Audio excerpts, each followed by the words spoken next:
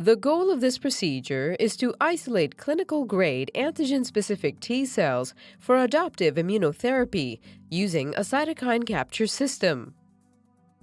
This is accomplished by first incubating mononuclear cells obtained from a CMV-positive donor with a panel of overlapping peptides derived from CMV PP65 to activate the T cells. Next, the activated antigen-specific CD45-positive IFN gamma-expressing T cells are isolated by cytokine capture. The number and purity of the CMV-specific T cells are then assessed by flow cytometry. Ultimately, a high percentage of CD4 and CD8-positive IFN gamma-expressing CMV-specific T cells can be harvested using this cytokine capture system.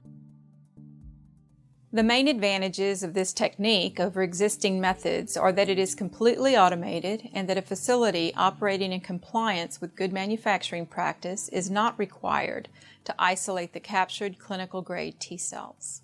This method can help answer key questions in the adoptive cell therapy field, such as how the costs associated with cell production be reduced while simultaneously increasing the accessibility of these cells for a large number of patients.